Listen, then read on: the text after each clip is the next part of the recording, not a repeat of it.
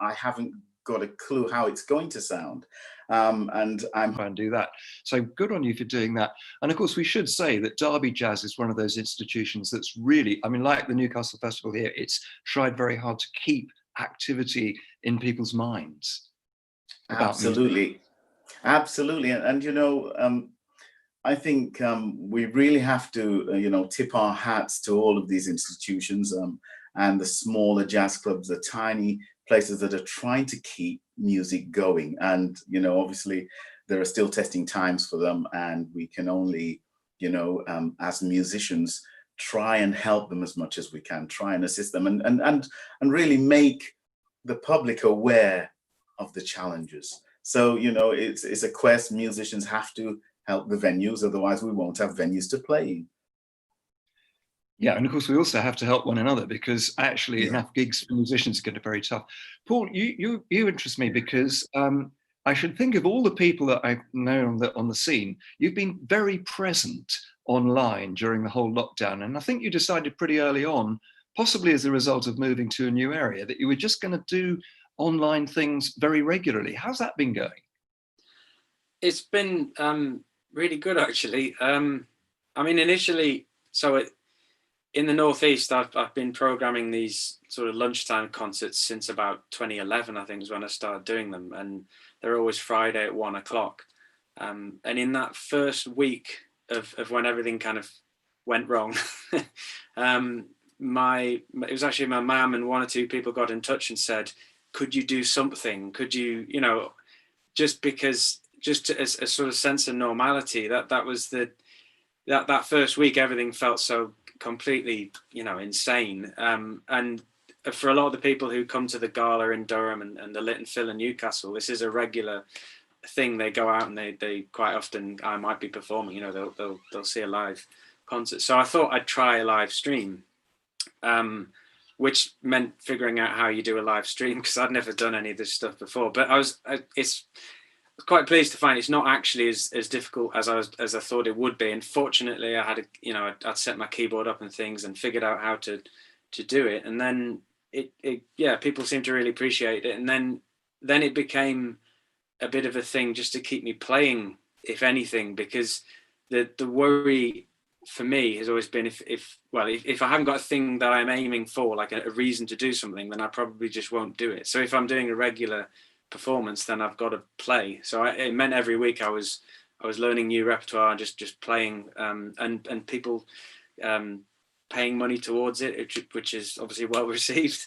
But it seemed to work, and I just think, especially during lockdown, obviously you literally couldn't do anything else. Because I know some people can be a bit sniffy towards the live stream thing, in the kind of sense of, well, it's taking away from live music, but particularly during lockdown, you can't have live music. And I think it's better that something happens than nothing happens, which is the alternative in that scenario. So yeah, got busy. Yeah. We'll come back to some aspects of streaming a little later, but Dennis, I was going to talk to you as a brass player, because practice is paramount when you're trying to keep a horn, especially when you've got that wonderful Rath horn with the upturned belt. Yes. I mean, it's a fabulous instrument. Presumably, you need to give it lots of attention, even when there are no gigs to play. Absolutely, and you know, I was listening to Paul there, and smiling, because my sort of approach or my reaction to the lockdown was to not feel like playing. I didn't feel like playing, and I actually, for the first 3 weeks, I put my trombone down, which was a really strange reaction. I just didn't have, you know, again, we look to goals in order to have the reason to practice. And I couldn't see the goal, even in a short-term goal of, if I've got a gig as a velocity trio gig, for instance, I know that if I don't practice for that whole week intensely, I won't be able to perform to the ability that, you know, that's required. But beginning of lockdown, I absolutely just didn't feel like it. And so I took the stance for myself to take time out.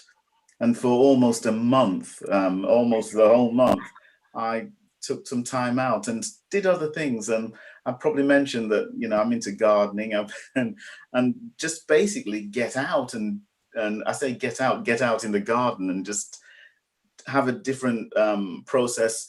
Really more throughout the process, I was really more thinking about what's going to happen after lockdown and how I can prepare now for what's going to happen. So my thought process was slightly different to Paul's, but absolutely valid. Yeah, I'll come on to Joe in a minute, but one final question about that, because just fairly late last year, you launched your new band, Funky Funk. So, Yes. And I guess you've got kind of two different streams of music going on to think about anyway, because the Velocity Trio is a pretty jazz-based thing. And I remember Maceo Parker once saying, on trombone, I have a man who's so funky. And then you could see the thinks bubble dry up for a minute. He said, he's so funky, he's got his own band. Well, it's quite it was quite a thing working with Maceo for all of that time, and I think I did about 9 years on the road with him, which is a long time, and I've learned a hell of a lot. I've really learned a lot, and it's a real beautiful thing to still feel a part of that family, but at the same time have my own thing. As you said, the Velocity Trio, the Funky Funk, which I launched last year. We were just before the lockdown, we'd just done a video, and it's absolutely in the process of post-production with Leicester de Montfort University. It was in conjunction with them, with some of the work I'm doing there, and suddenly everything stopped, and it's like, wow. And so all of that's still in process, but it's everything now is work in process, and it's looking at the different ways of how we come out of this and how we can, as I said, support each other. So yeah. So Joe, coming on to you, I know one thing that you and Paul have been doing is actually composing or writing songs together. So I guess this is another avenue for, it's a bit like Dennis and the gardening. It's nurturing a different thing that's growing out of the lockdown. So tell us a bit about that. Well, I agree with Dennis in as much as when the gigs all finished, it was a shock, and I didn't really welcome the online thing either. I didn't really, because I'm a singer, I didn't have the setup here, and I wasn't comfortable with doing the live videos. It took me a long time to kind of do a few of those. So I thought, great, I've been saying I'd get back to songwriting for years and bugging people and saying I really want to get back into songwriting. I thought this is the time. This is the time to think differently, from going from gig to gig, literally sometimes doing 8 gigs a week, just bouncing around, to actually saying, okay, this is the time I'm going to sit and I'm going to think about what I actually want to do with the next album and the original songs. And so I had said to Paul before about writing, and I said, can I send you some lyrics? And I was nervous because I hadn't done it for so long. And he said, yeah, okay. And I think I sent you some lyrics of a song called If I Knew. And the next day, Paul had it there on an email. He'd written a song with the lyrics. So I was like, oh, that was quite easy. And so I think we've got 5 songs between us. And it's a lovely process because, like I said to Paul, I'm not sure if this is a bit cheesy or not. And I sent it to him, and he said, no, I like that. And he just developed the idea. So because along with the biggest kind of thing that put a spanner in the works for my creative process, I thought, I'm going to have all this time to create, was when they shut the school. So I've got 2 young kids, so I was trying to homeschool at the same time as have this creative mind and homeschool. So it was a bit of a crazy time at the beginning. So those moments of getting up early in the morning and just sitting and having that time in the garden, because I like my garden too, to sit and write some lyrics out and think about that has been actually quite a blessing.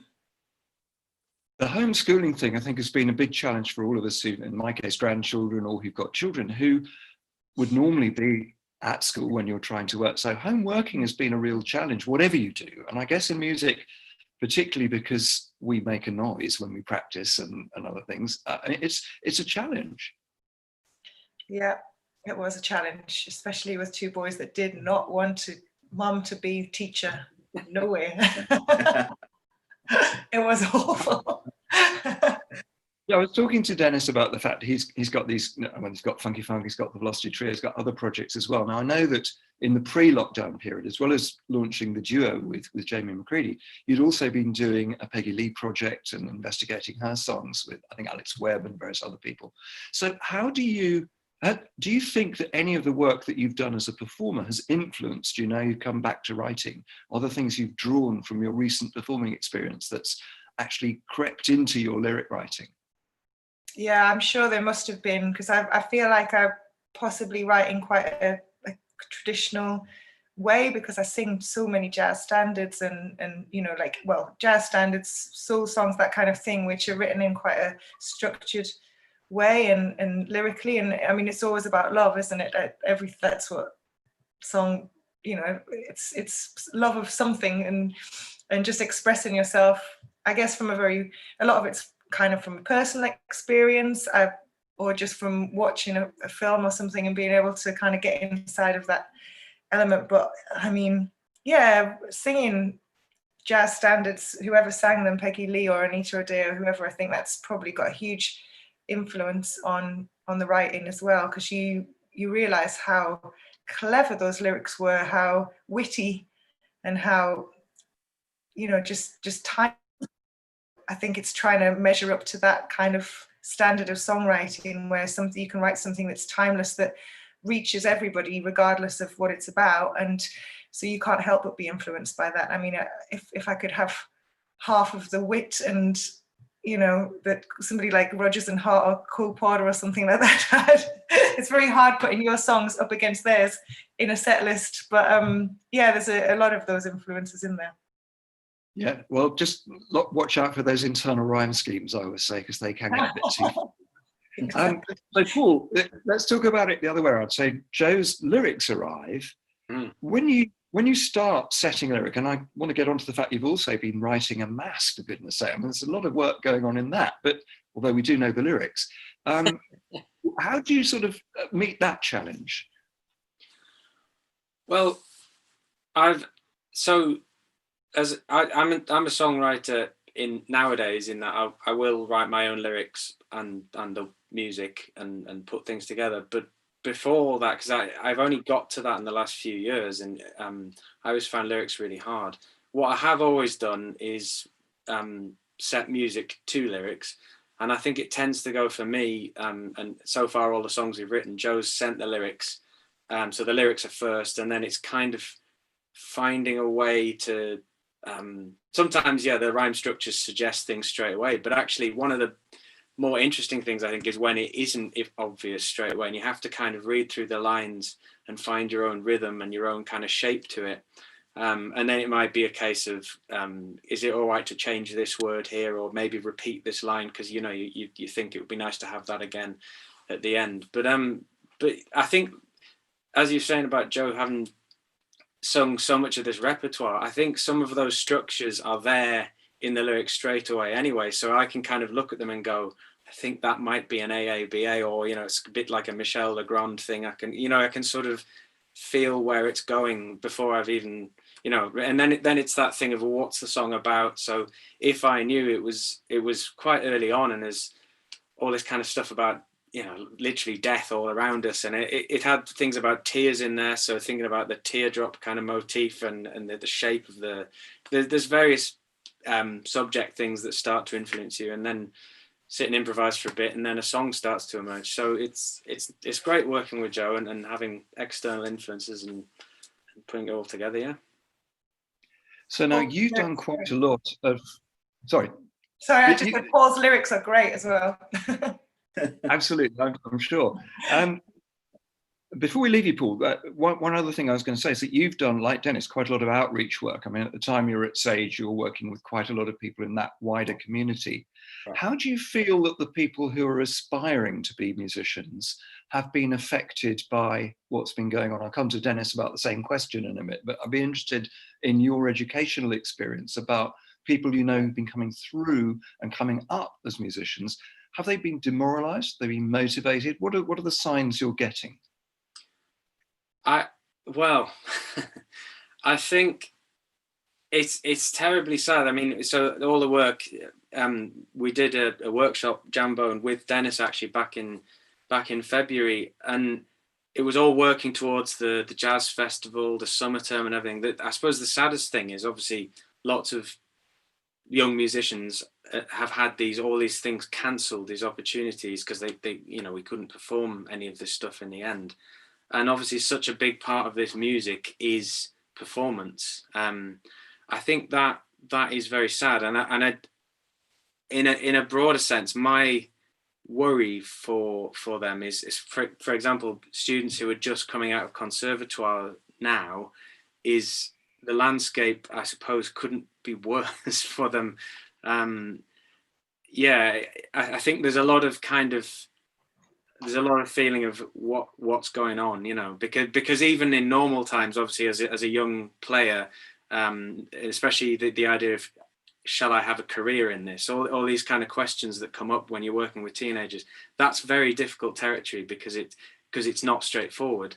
But I think we are in particularly odd times, because obviously, if a student's just got they graduate from one of the conservatoires, are there going to be any gigs in September? Because if there are, we'll all want them as well, and all that kind of stuff is quite scary. And I also think as well, obviously in the last couple of days, the things with A levels, there's it's a very, very demoralizing time, I'm sure, for young people. So I'm hoping that they're not getting too put off by it. On the plus side, just thinking as a flip side to that gloom, they're all very good with technology, and this is what we need right now. You need to be good with recording yourself, with social media and everything else. So it's not all horrendous. Yeah, and Dennis, how do you see it from your point of view? Your young players facing exactly that same dilemma. Yes. I've been very fortunate to, over the lockdown, to give some talks to the brass students of certain universities. And what should have been talks about playing the instrument and navigating all of the technical and sort of emotional abilities of brass playing very quickly turned into talks of their mental health and talks of how they're going to get through this time, this current painful time for them, and the uncertainties come twofold. They do come emotionally, and they do come simply financially. A lot of these young students they leave home, they go to a university, and they get a job in the local area to support their whatever, their rent or just their general finances. Now, I remember I had one student who was broken. I'm in a masterclass, and I'm talking to a broken student because he doesn't know how he's going to make it work in September when he goes back. He doesn't have a general support, an individual support system to navigate what's needed. And at the same time, I hear conversations of, I go back home to my hometown, wherever it is, and I see all of my contemporaries, people I went to school with, planning to buy a flat or a house, and here I am playing this instrument, not knowing if I'm going to be able to even pay rent, and so the mental struggles are absolutely intense, naturally, with the young, and I feel for them because, myself coming into the profession in sort of the very late 80s, 1980s, and coming, the sort of boom we had in the 90s, there was something special about that, just from the simple fact of A, there were venues to play in, and B, there were band leaders who ran bands and could work professionally. So, even as a young musician, I could see there was something to go to. I could feel that there's something out there to attain. And a lot of the young students don't have that at the moment. And the uncertainty, obviously, you know, looking at the way the government has navigated this whole thing for self-employed and not just jazz musicians, but musicians across the board, it's created more uncertainty. And even with the easing of the, well, if I say even with the door opening now, we can walk into the door into the building, there's still uncertainty. So I feel for these young students, and the only advice I can give them right now is communicate, communicate with your peers, communicate with your teachers, and keep talking about how you feel, because it's a very dangerous time for them. And try and plan for something you can't yet see, but try and plan in an economical, tight, small, you know, group way for something you can do in a year's time. You know, there's not much else, not much hope we can give them apart from.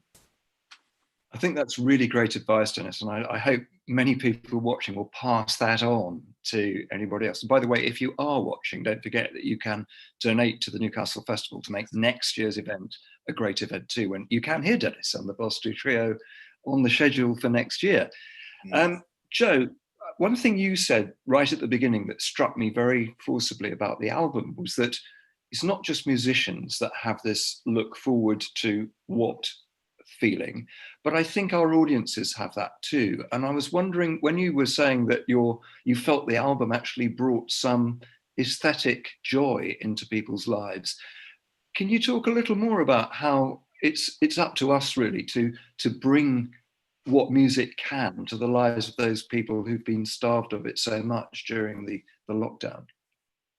Yeah, I mean, I hope that it's brought joy to people. It was an album of ballads and quite gentle, as you know. It was not the happiest sentiment to the album, but I think it's got a very beautiful aesthetic to it, and the response that we got was that people really found solace in the music. So, and that's on a very small scale. And I think that you don't really, there's that expression, you don't know what you've got until it's gone, where people possibly did take the arts and music for granted, because it's, especially in London, it's so easily accessible everywhere you go. And suddenly when it's gone, people, you know, they suddenly haven't got it anymore. They can't, a lot of the places that I sing in, it's people's lives, you know, they go to these gigs regularly, and when they're taken away, they can't go out and they can't see these things. There's a huge hole left there. So one gentleman I can think of in particular, he popped around to buy some CDs, and he was just saying, I just can't wait for this all to get back so we can go out. You know, I've been buying so many CDs because I need to listen to music. I just need to keep it alive. And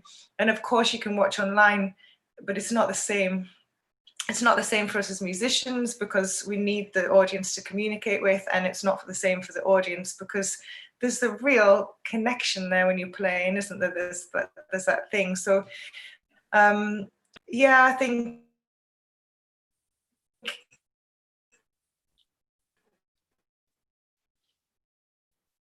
No, I think I've lost the stream briefly here. I think it's really highlighted as your health, really, because people, I think it really people need it. People, without it, you realise that life's pretty sad, really. You've got your garden. Yeah, I mean, it's very helpful, Joe, to see you it. Need music. yeah, I got most of it. Something funny happened. Paul, you were talking about technology, and I wanted. Yeah, sorry. No, Paul, you were talking about technology, and I'm very interested in the project you've been doing called Together Apart, because Joe was talking about the way that musicians interact with the audience. Because one of the other things that you've been experimenting with is how you interact with other musicians online. Yeah, so I suppose it grew out of the challenge, the thing you mentioned of working in large spaces. You know, when there's so much reverb and so much delay, and it's hard to synchronize. So perhaps the solution is to not synchronize, or to synchronize in such a way that the lines become much more blurred. And I think a lot of people, obviously we all know this and a lot of people might, but a lot of people don't realize that on Zoom, on these kind of platforms, you can't actually play groove-based music without it having weird little glitches of time going all over the place. It's quite odd to try, actually. It makes it, it's like you've gone into an alternative reality when I've tried playing. It's like walking on jelly. Yeah, it's very, very odd. So rather than worrying about that, I thought it would be interesting to create a composition where it's almost like I don't know, I think Penderecki wrote this kind of thing where you have like sections that can kind of blur into each other. And part of the inspiration as well was actually that I realized I knew some couples who are musicians who live together. So although that some of the sections are blurred, you actually have within them people are playing together. So John Garner and Marie Schreier, who are both violin players who live together. Matt Anderson and Knarika, who live in London. They were actually in Whitby at that point, but you got tenor sax and viola. And finally, Andy Champion and Zoe Gilby. It's a good double bass and voice. So you've got these kind of sets of two that can play together, but then, you know, the three groups can then also blur the lines between the tunes. So then I wrote again, it's bizarre because the musical side of this was quite easy, and I kept some of the concepts simple using kind of modal ideas where, you know, the notes, it doesn't matter too much if things blur because it all kind of sounds quite nice. The challenge then was the technology, and we managed to find a platform called Source Elements Meet, where the sound is the priority, not the video, because Zoom, the sound isn't always the best. So we used that and then streamed it by another thing to YouTube and got people to pay for tickets, and it kind of worked, and it was live. That's the thing, because it's trying to have that live experience. It's still not as good as being in the room, as you know, as a live performance with performers there and feeling that acoustic energy of the instruments and everything. But we were playing together, and you know, we had headphones on. I could hear that the violin did something which I would then respond to. And it's almost like the internet and the chance element is just thrown in as well. So I suppose there's a bit of John Cage influence in there as well. You know, things can go wrong, and you just got to go with it. So well, as long as you don't get 4 minutes 33 of silence, that would be a little bit too cagey for words. But no, it's a really interesting idea, and I love this idea that you have, as it were, time-sensitive cells, and then a much more fluid sense of meter or tempo or time or everything through the overall piece. I mean, is this something you think could be developed as time goes on, particularly if we find ourselves seeing, I hope not, but further spikes or anything that make this way of proceeding more logical and likely? I think so. I mean, it's one of those, the time thing, you know, time in jazz, you know, and so much music that we play is groove-based music. Now, the problem is you can't play groove-based music. I mean, there are some solutions people have found if you've got amazing internet connections and all this. There are some ways you can do it. But for the majority of us, we don't have amazing internet, so we've got to find solutions. And actually, one of the real happy moments during the lockdown was when me and Paul Susans and Rob Walker got together and just played over Zoom, just improvising, a kind of free thing, because actually, although you're not playing in time, you are getting some interaction. You can at least have that interactive element that you can hear what someone else is playing and do something. So I think there is potential in it. It's just looking at it from a different angle. It's jazz, but not as we know it. You know, it's funny or whatever. It's something slightly different. Yeah. You know, really interesting. So, Dennis, have you, as well as doing your masterclass therapy sessions for your brass instrumentalists, have you actually been playing over the net as well? Well, not really. And it's again, you know, with my sort of downtime of playing, if you like, I decided I wasn't going to jump in.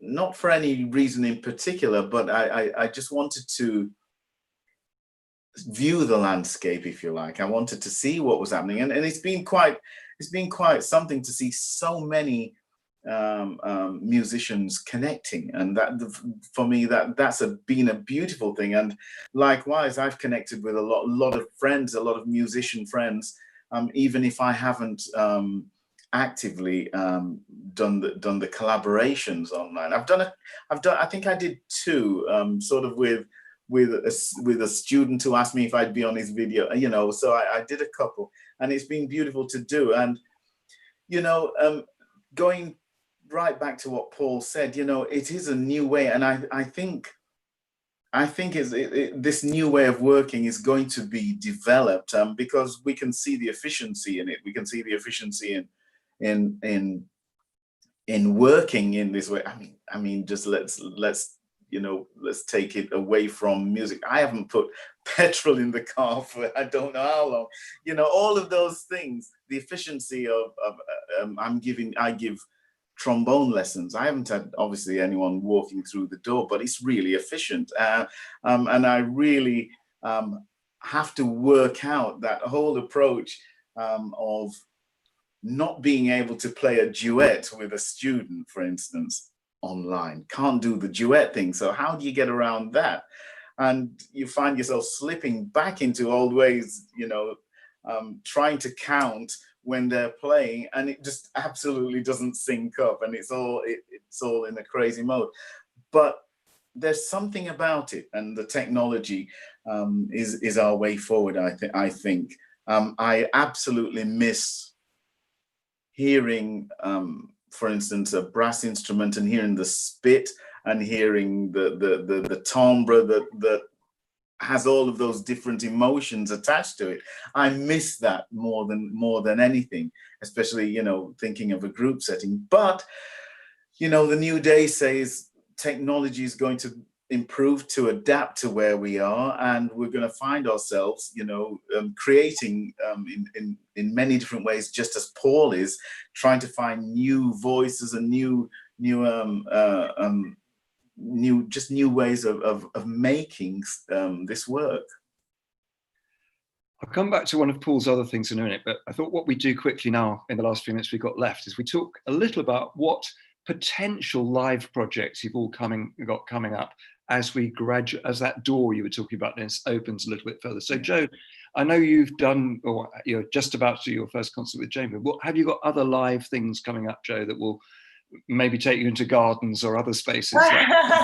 Yeah, well, actually, Steve Ruby at the 606 has been trying to get us to play live there a couple of times, but there's been very stop-start. So I think that the 27th of August is going to be an actual live gig. So if anybody's around, not in Newcastle, obviously down in London, at the 606 Club, hopefully will happen on the 27th of August.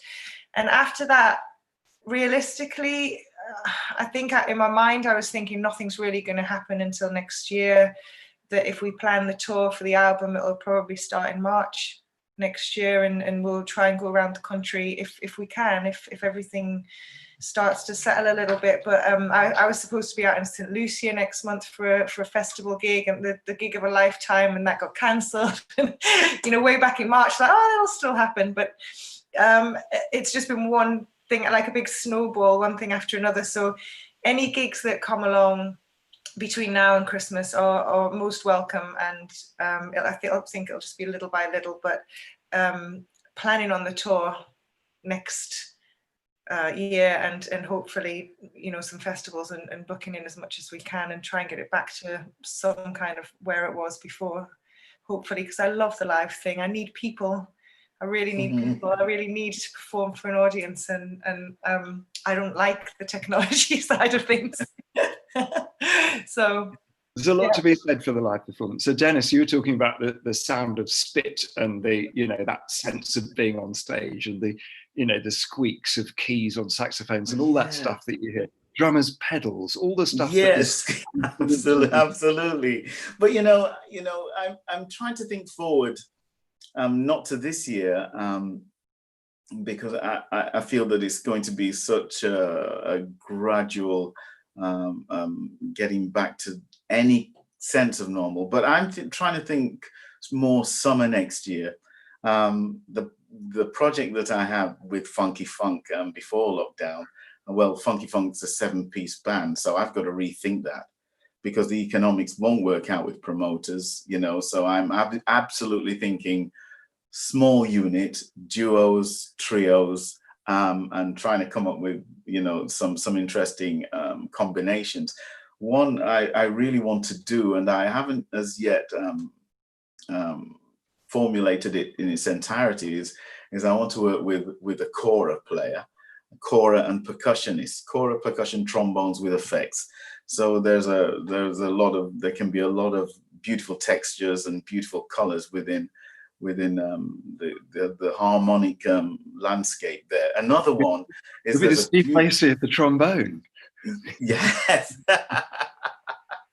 You know, there's also this other project that I've had in mind for a long time, and it's working with there's a beautiful harpist, a young guy in Wales, he's in Cardiff, called Ben Crichton Griffiths, and he plays beautiful jazz harp, and he's really going through the changes and all of these beautiful textures. Again, I'm trying to think of small projects, tight projects, which can go into small spaces. Promoters are going to be fearful of what they're able to put on, obviously, and so we give thanks to people like Newcastle, you know, Jazz Festival, for continuing to try and fly the flag, you know. And we must say one more time, they're entirely funded, unfunded, and rely on ticket sales. So please, if you're watching, please make a donation. We tip our hats to them as well, you know, for trying to keep things going, and again, as musicians, trying to work with them. But I'm definitely thinking small ensembles, small groups, and trying to find something fresh with that. Yeah. And if you're watching this and you do want to donate, you just go to the comments section on Facebook or YouTube, and you'll find a route to how to do that. Dennis, thanks very much for that. And Paul, I thought talking about, ties in very beautifully with what Dennis has just been saying, because you've got this potential project called Music Box at Sage in October. I know it's the other side of the time, but maybe we can just talk very quickly about that, because that's, again, combining technology and a venue.